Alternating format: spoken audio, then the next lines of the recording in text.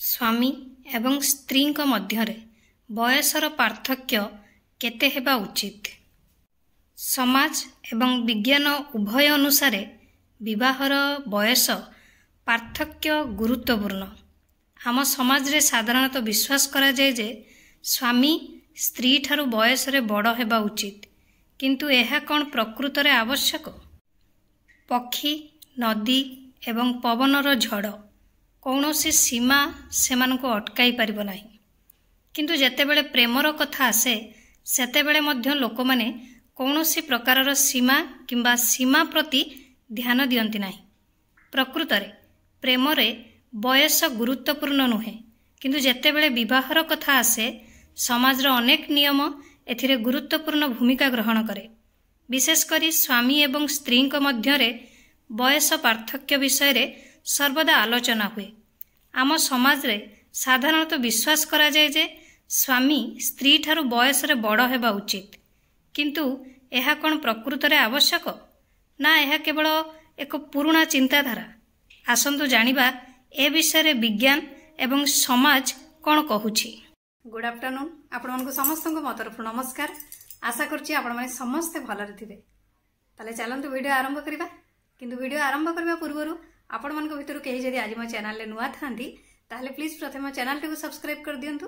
पाखरे थिबा bell icon को क्लिक करंतु, जहा फल मो नुआ नुआ वीडियो रो नोटिफिकेशन आपण मानक पाखरे खूब शीघ्र पहुंची जिवो। ताले चलंतु वीडियो आरंभ करिबा। ताले आसंतु एबे जानिबा समाज कोन कहूछि। समाज हिसाब रे भारतीय समाज रे विवाह पई 3 रु 5 वर्षर बयस पार्थक्य को आदर्श बोली विवेचना करा जाए। एही समीकरण रे स्वामी स्त्री ठारू बयस रे बड़ एही विश्वास शताब्दी धरी प्रचलित। विशेष करी अरेंज मैरेज रे एहाकु बहुत विचार को निया जाए। तथापि एपरि अनेक विवाह अछि जेउठारे स्त्री स्वामी ठारू बयस रे बड़ होइथाय एवं सेमाने सफल मध्य होइछंती। शाहिद कपूर, मीरा राजपूतुंक भली अनेक प्रसिद्ध दंपति अछंती जो मानकर बयस 15 वर्ष एवं आपणकर प्रियंका चोप्रा, निक जोनास जो मानक मध्य प्रियंका 10 वर्षर बड़, सेमानकर बयसर बहुत पार्थक्य अछि।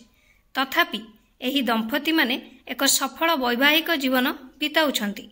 आजिर समय रे प्रेम विवाहर धारा वृद्धि पाउछि, जेउठारे एही बयस पार्थक्य को कम गुरुत्व दिया जाउछि। बड़ सहर गुड़िकरे एही पार्थक्य आउ गुरुत्वपूर्ण नुहे, किंतु एबे भी समाज रे एक बड़ वर्ग अछंती जो माने एही चिंताधारा को सठिक बोली भाबंती। जदि आपण भाबुछंती जे एहा केवल समाज द्वारा तैयारी एक नियम, तेबे एहा सत नुहे।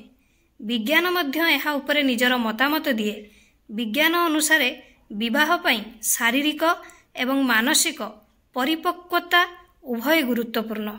शारीरिक एवं मानसिक परिपक्वता कौन ना झियो माने पुओ मानक अपेक्षा शीघ्र परिपक्व होई जांती।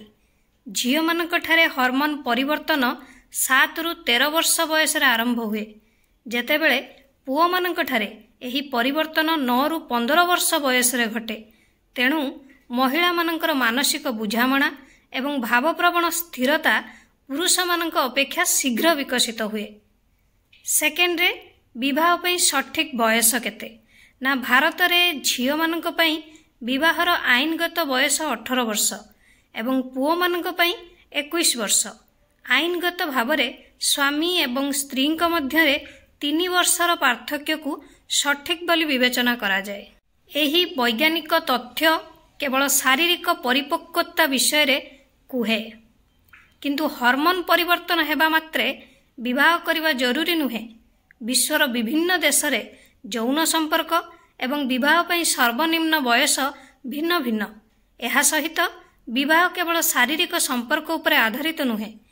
एही कारणरू विवाहर बयस केवल वैज्ञानिक मानदंड उपरे निर्णय करा जाई परिबो नाही।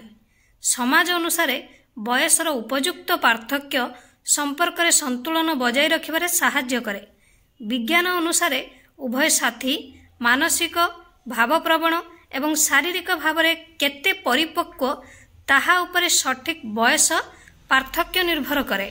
तथापि यह स्पष्ट जे ଯେକୌଣସି ବିବାହର ସଫଳତା ବୟସ ପାର୍ଥକ୍ୟ ଉପରେ ନିର୍ଭର କରେ ନାହିଁ, ବରଂ ପରସ୍ପର ପ୍ରତି ପ୍ରେମ, ସମ୍ମାନ, ବୁଝାମଣା ଉପରେ ନିର୍ଭର କରେ।